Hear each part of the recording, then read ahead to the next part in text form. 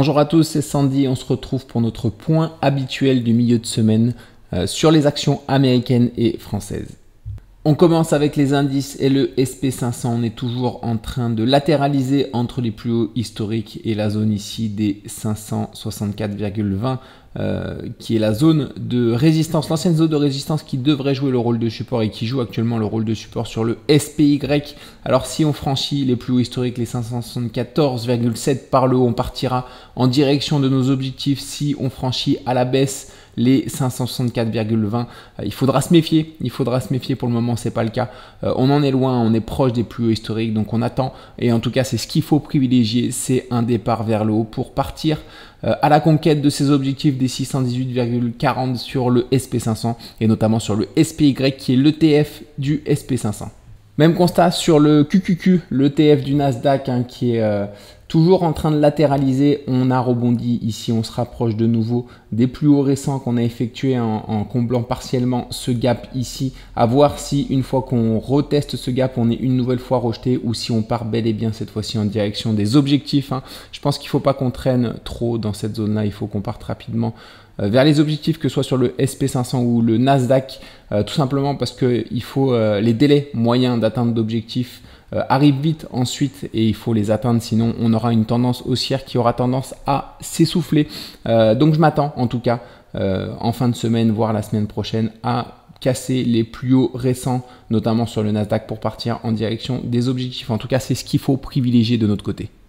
Les actions américaines qui globalement latéralisent également, on commence avec Apple. Ici, j'ai placé un ordre d'achat dans cette zone-là autour des 216,5 tout simplement parce qu'on a franchi à la baisse. C'était quand? C'était lundi, un double top, en tout cas le support d'un double top, on a clôturé en dessous, on a ensuite légèrement réintégré sous forme de pullback.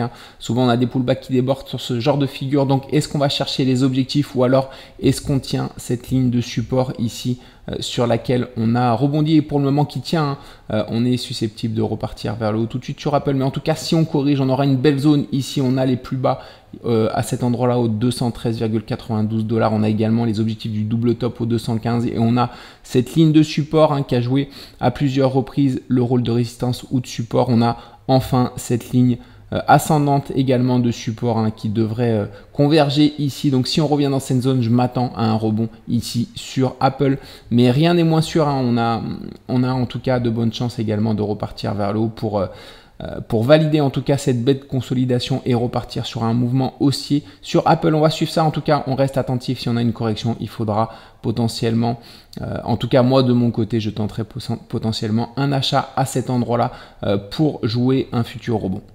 Goldman Sachs, on est plus ou moins dans la même situation que Apple, en tout cas dans la même figure. Ici, j'ai identifié un point d'achat potentiel depuis un petit moment à cet endroit-là. Il est en train de se dégrader tout simplement parce qu'on a réintégré notre double top ici. On est revenu, on fait un pullback. Là, c'est plus un pullback abusif. On est reparti dans autre chose. On repart potentiellement avec un autre double top avec une ligne de support qui est légèrement plus basse. Donc à cet endroit-là, donc cette zone ici, pour moi, n'est plus forcément valide. En tout cas, si on corrige, il y a une belle zone ici qui sont l'objectif de ce double top qui devrait intervenir. On a également un support. On a également les 461,80 qui ont joué le rôle de résistance ici, puis le rôle de support et le rôle de support ici qui pourrait de nouveau jouer le rôle de support. Ce qui m'embête, si jamais on atteint cette zone-là, c'est qu'on franchira à la baisse en tout cas cette grande ligne de support hebdomadaire, ce qui pourrait nous laisser envisager une correction un petit peu plus longue dans le temps. Donc on va suivre ça. En tout cas, il y a la publication de résultats qui arrive le 15 octobre. Je pense que c'est à ce moment-là qu'on aura une direction claire. Soit on franchit à la hausse, du coup la nouvelle est bien accueillie, on part à la hausse et on clôture à la hausse au-dessus de cette figure de consolidation, en tout cas au-dessus de la résistance de cette figure de consolidation, ou alors on va chercher des points légèrement plus bas et là on aura potentiellement un rebond technique, mais peut-être une tendance haussière qui s'essoufflera un petit peu sur Goldman Sachs, en tout cas à moyen terme.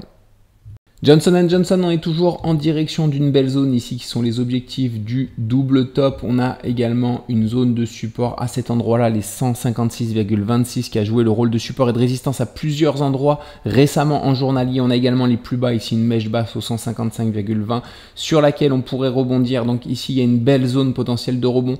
Cependant, on est actuellement sur les, alors je vais vous montrer, 159,60 qui est une belle zone de support également hebdomadaire. Quand je passe en hebdomadaire, voilà, c'est cette zone-là qui a joué à multiples reprises du coup le rôle de résistance et de support. Donc on est susceptible de repartir directement vers le haut et de casser ensuite ce canal, cette grande consolidation hebdomadaire qui dure depuis plusieurs mois maintenant, même depuis plusieurs années, depuis 2022. Une belle consolidation latérale sous forme de canal. Les canaux en général sont cassés par le haut. Donc si on repart vers le haut ici, on pourrait avoir un mouvement haussier d'ampleur et durable sur Johnson & Johnson. Cependant, c'est pas fait encore, hein, comme je vous l'ai montré, il y a une belle zone légèrement plus bas qu'on pourrait atteindre, mais c'est pas sûr parce que quand on va analyser cette partie là en une heure, comme vous pouvez le voir, on est sur un biseau descendant qu'on a franchi une première fois par le haut. On est susceptible de confirmer cette cassure haussière dans les prochains jours. Si jamais cette cassure haussière est confirmée, on repartira sur un mouvement haussier sur Johnson & Johnson dès les 159,60 qui jouera du coup le rôle de support pour repartir vers le haut. Donc on va suivre ça. En tout cas, je pense que la publication de résultats du 15 octobre sera déterminante et va nous donner la future direction de Johnson & Johnson. Soit, encore une fois, on repart vers le haut tout de suite pour casser le canal descendant hebdomadaire par le haut, soit on revient légèrement plus bas, notamment potentiellement chercher cette zone-là. Il y a d'autres zones légèrement plus basses également. On fera le point en tout cas après la publication de résultats parce qu'on y verra beaucoup plus clair sur Johnson & Johnson. Mais en tout cas, je reste attentif à cette zone-là autour des 155-156 $ parce qu'on pourrait potentiellement avoir un joli rebond à cet endroit-là. Alors je suis sorti de position sur Nike, hein, sans perte ni gain, sur mon point d'entrée. Alors ici, pour rappel, on avait une triple zone potentielle de support avec une zone de support ascendante à cet endroit-là, un gap à combler. On avait également les 81,80 $ qui avaient joué le rôle de support ici, puis de résistance qui était susceptible de jouer le rôle de support. On a rebondi dans un premier temps après la publication des résultats. C'est là où j'étais rentré en position et je vous avais dit du coup ce week-end qu'on était en train de latéraliser, ce qui laissait sous-entendre une continuation baissière. Alors ça a été le cas, hein. On a continué la baisse. Du coup mon ordre sur mon stop, sur mon point d'entrée s'est déclenché, mon ordre de vente, et du coup on va passer à autre chose du coup parce que alors j'étais pas forcément fan de ma prise de position sur Nike parce que comme je vous l'avais montré en hebdomadaire, on est quand même sur une tendance assez baissière. On a des objectifs de ce double top qui sont beaucoup plus bas. On fait également en ce moment un beau pullback qui nous laisse sous-entendre une reprise de la baisse, hein. C'est ce qu'on est en train du coup de valider en ce moment pour aller chercher des zones d'après moi qui pourraient être plus basses autour des 50 $. Hein. Ça ne se fera pas en 3 jours. Hein. On peut avoir une baisse qui dure dans le temps. Mais en tout cas, c'est des objectifs qu'il faut garder en tête sur Nike. Donc voilà, c'est pour ça que j'étais pas forcément fan de ma prise de position pour une potentielle hausse sur Nike, tout simplement parce que il y a d'autres opportunités qui sont plus intéressantes en ce moment et qui sont sur des tendances haussières. Donc on va suivre de loin Nike ces prochains jours, ces prochaines semaines. En tout cas, j'en parlerai pas jusqu'à ce qu'il y ait potentiellement quelque chose de nouveau, d'intéressant qui se présente sur Nike. Tesla, je m'attends à ce que cette zone tienne ici, la zone des 232,80 et ce support ascendant ici sur laquelle on est susceptible de rebondir. Je m'attends en tout cas de rebondir sur l'une de ces deux zones, tout simplement parce que pour rappel, en hebdomadaire, on est dans le scénario du coup d'une épaule, tête, épaule inversée. On a de bonnes chances de casser du coup la résistance des 263,50 par le haut pour partir en direction des objectifs. Cependant, on est également dans une autre figure, un élargissement un peu plus, en tout cas une autre figure beaucoup plus grande en hebdomadaire, un élargissement descendant avec une zone de résistance ici, une zone de support ici. On a également cassé par le haut cet élargissement. Cependant, on a 50% de chance d'effectuer un pullback, un throwback plutôt. Donc c'est la seule condition qui verrait en tout cas Tesla corriger pour revenir chercher des zones légèrement plus basses. Donc ça arrive seulement une fois sur deux. Donc bon, c'est quand même beaucoup une fois sur deux. On peut partir directement vers le haut pour valider les objectifs de cette figure ou encore une fois revenir tester cette ancienne résistance. Je pense que la publication de résultats nous donnera peut-être des éléments de réponse le 23 octobre. Bon, je ne sais pas si on aura un mouvement d'ampleur sur cette publication de résultats, mais en tout cas, à court terme, avant cela, je m'attends à rebondir sur cette zone parce que on est potentiellement dans le scénario d'une épaule tête épaule également hebdomadaire. Donc on est susceptible de franchir rapidement les 263,5. En tout cas, c'est pas forcément... Alors, si c'est ce qu'il faut se privilégier et c'est ce qui peut être potentiellement très rentable, en tout cas si on franchit à la hausse cette zone-là. Comme vous l'avez vu en hebdomadaire, on a potentiellement des objectifs qui sont très haussiers et j'ai pas mis les objectifs encore de l'élargissement descendant qui sont également très haussiers. Donc on peut partir sur un mouvement d'ampleur, en tout cas sur Tesla, à partir du moment où on franchira cette résistance par le haut. On va suivre ça, en tout cas peut-être que la publication de résultats encore une fois de fin octobre nous donnera une direction franche sur cette action. Uber qui semble partir en direction de ses objectifs du canal descendant avec la zone de résistance ici, la zone de support ici. Ses objectifs sont les 87,15 $. Alors on semble partir en direction des objectifs depuis qu'on a fait le throwback sur l'ancienne zone de résistance ici. On en avait parlé à cet endroit-là en 1 heure. On avait potentiellement un biseau descendant qu'on a cassé par le haut. Donc on était susceptible de repartir sur un mouvement d'ampleur. Pour le moment c'est le cas.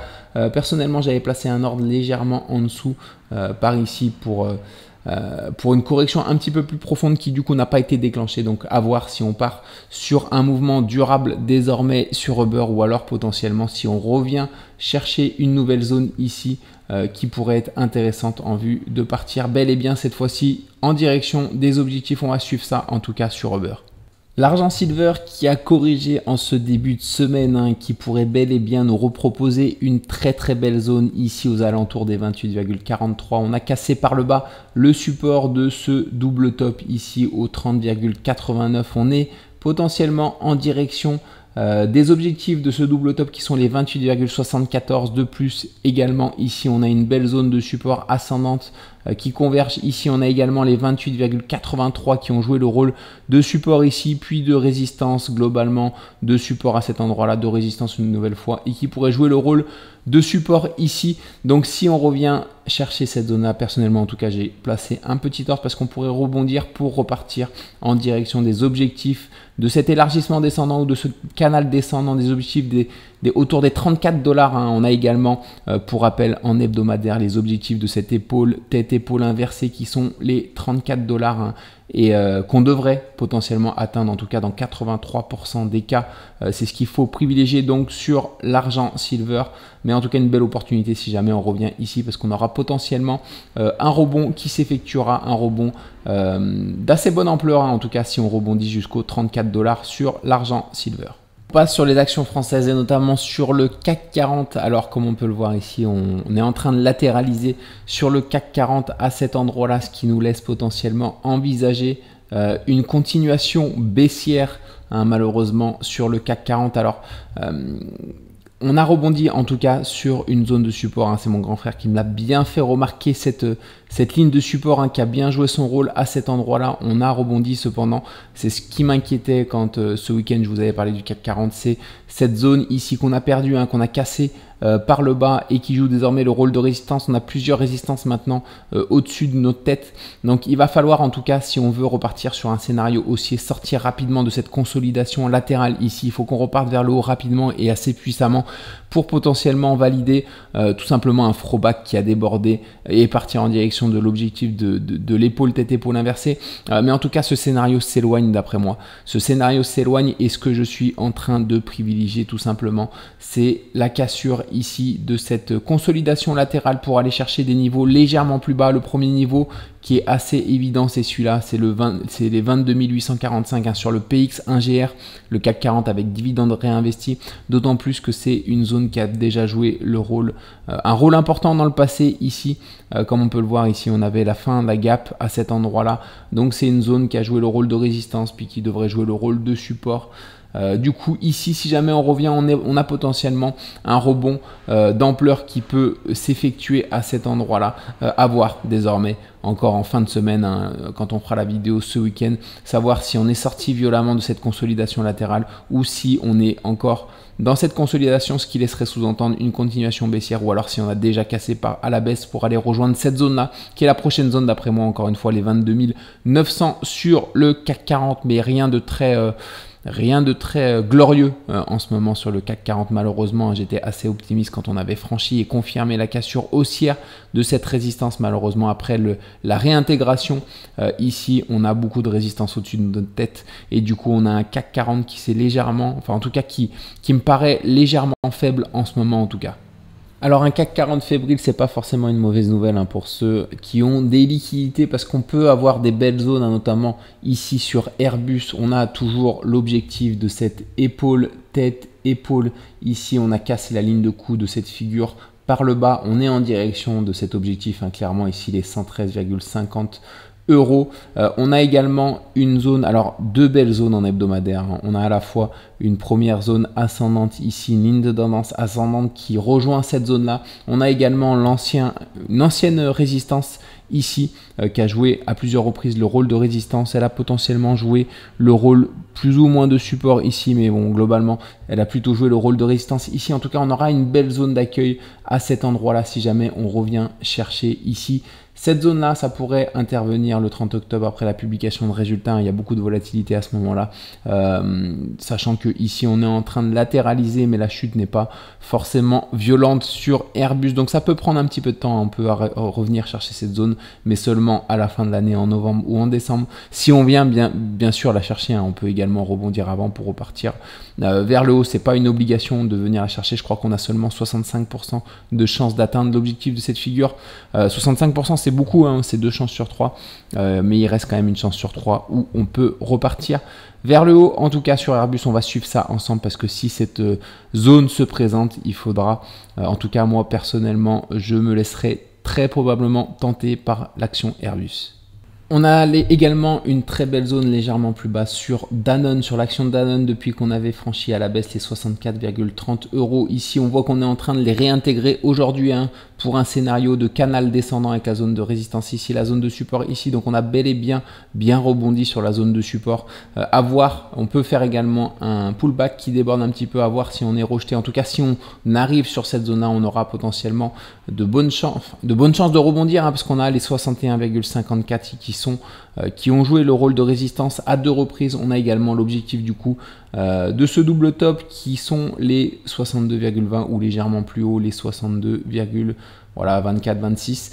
On a également un support ascendant qu'on peut tracer ici. Donc ici, on a vraiment une belle zone d'après moi sur Danone, sachant qu'en hebdomadaire, on est sur un scénario de grand double bottom avec des objectifs qui sont bien plus élevés autour des 74 euros. Donc ici, on a de bonnes chances en tout cas, si on revient dans cette zone, de repartir vers le haut, à voir si on atteint bel et bien cette zone ou alors si on repart directement du coup sur une continuation haussière après la formation de ce canal descendant qui est, pour rappel, du coup, une structure très souvent, en tout cas 7 fois sur 10, de continuation haussière.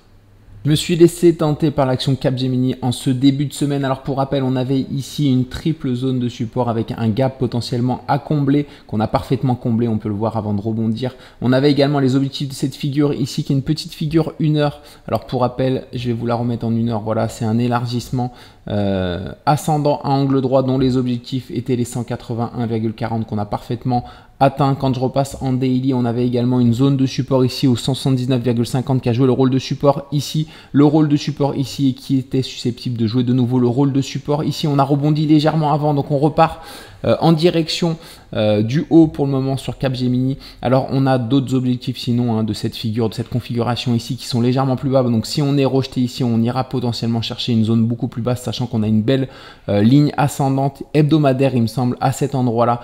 Donc on verra ça. En tout cas ici, on est susceptible également de valider une épaule, tête, épaule inversée qui nous laisserait entrevoir un bull run sur Capgemini, en tout cas un beau retournement haussier, sachant on aurait à ce moment-là une double figure de continuation haussière, en tout cas une figure de retournement haussier, une figure de continuation haussière, parce que ce canal descendant avec la zone de résistance ici et la zone de support ici est une figure de continuation haussière sur Capgemini avec des objectifs aux 214,4 euros. Donc si jamais on repart vers le haut et qu'on revient sur les 199 euros, on aura de bonnes chances de franchir cette zone par le haut pour aller atteindre ces objectifs. Alors ici, j'ai mis des prises de bénéfices très haut. Cependant, je sortirai avant la publication de résultats qui sera le 30 octobre et je ne pense pas qu'on aura atteint cette zone avant le 30 octobre. Déjà, on va voir si on passe cette zone ici des 186,70 €, hein, qui s'annonce être une zone dure, hein, qui a joué le rôle de support à plusieurs reprises et qui pourrait jouer le rôle de résistance ici. Donc si jamais on atteint cette zone et qu'on est rejeté violemment, je pense que je sortirai de position. En tout cas, ici, si on revient encore une fois sur la zone des 199 €, on aura de très bonnes chances de franchir cette zone par le haut pour partir sur un mouvement haussier sur Capgemini. Donc on va suivre ça en tout cas ces prochains jours, ces prochaines semaines. Bouygues, on est en train d'effectuer un rebond en ce début de semaine pour combler potentiellement le gap ici et revenir tester les 30,26. Par contre ici, je pense qu'on aura une belle zone de résistance pour être ensuite rejeté, sachant que de mon côté, j'aimerais bien qu'on atteigne cette zone parce que cette zone est à la fois l'objectif de ce double top à cet endroit-là. C'est également un double support à la fois. On a cette ligne de tendance ascendante que je fais débuter ici, qui passe par ici, qui rejoint cette zone. On a également l'ancienne ligne de coup de l'épaule tête-épaule inversée, oui, qui avait été à l'origine du grand mouvement haussier, du retournement haussier sur Bouygues, à l'origine également de ce canal ascendant avec la zone de support ici et la zone de résistance ici, dont les objectifs ont été récemment atteints et dont on a rebondi sur les objectifs en journalier, comme on peut le voir, hein, les objectifs étaient les 28,82. On a rebondi sur les objectifs de ce canal descendant. Cependant, ici, hein, quand on va atteindre les 30, autour des 30 €, je m'attends à ce qu'on soit rejeté sur Bouygues.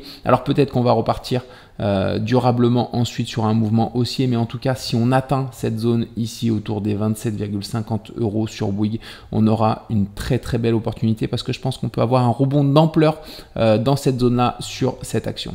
FDJ, on a également rebondi en ce début de semaine. Alors, on est en train de tenter de gagner à la hausse du coup cette ancienne zone de support ascendant qui joue désormais le rôle de résistance, à voir si on confirme la clôture effectuée hier au-dessus de cette ligne ascendante.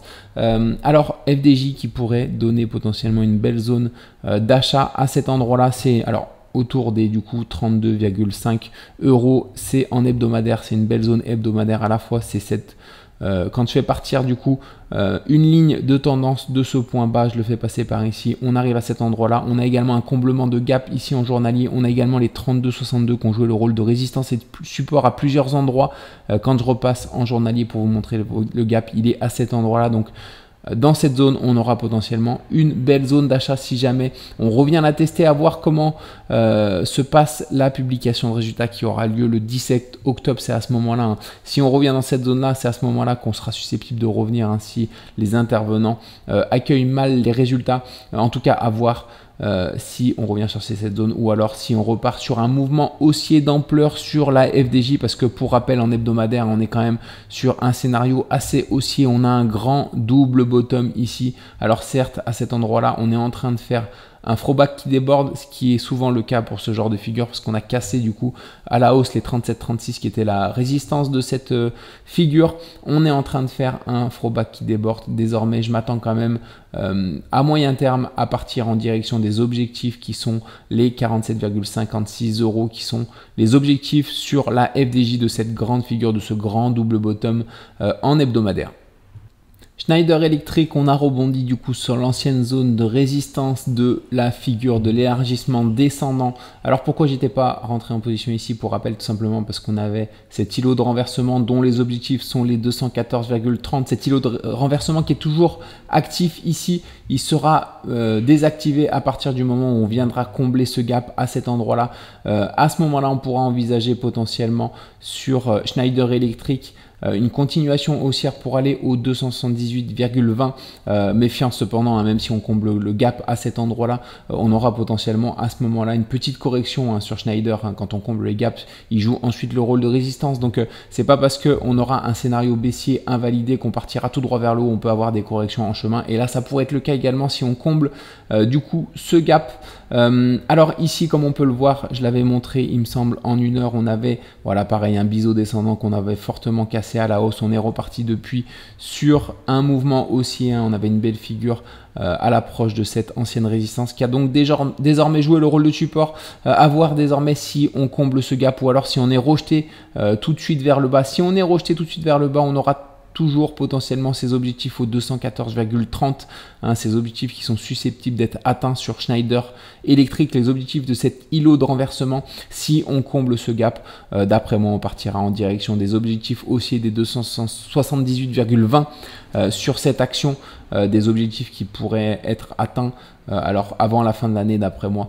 On verra, en tout cas, ça va être déterminant, c'est cette zone ici qui va être déterminante en cette fin de semaine et la semaine prochaine, les 242 et 243 euros. Encore une fois, si on la comble, on partira potentiellement durablement sur un mouvement haussier, même si on devrait être à court terme rejeté ici après le comblement de ce gap. Et si on a du mal à combler ce gap, on devrait potentiellement toujours garder en tête l'objectif des 214,30 qui est l'objectif baissier de cet îlot de renversement. On finit avec Total Energy. Alors pour rappel, on a franchi à la hausse cette zone de résistance, la zone de résistance du canal descendant. Les objectifs de ce canal, les objectifs haussiers sont les 68 euros. Alors en chemin, on pourrait effectuer un throwback sur cette ancienne résistance qui va désormais jouer le rôle de support. On a également les 60,3 qui est une zone qui a joué le rôle de résistance et de support à plusieurs reprises. On a également un gap à combler. Donc ici, on a potentiellement une belle zone d'accueil. Comme vous pouvez voir, j'ai placé un ordre sur Total Energy à voir si on revient chercher cette zone pour un éventuel rebond ou alors si on part directement vers le haut en direction des objectifs des 68 euros.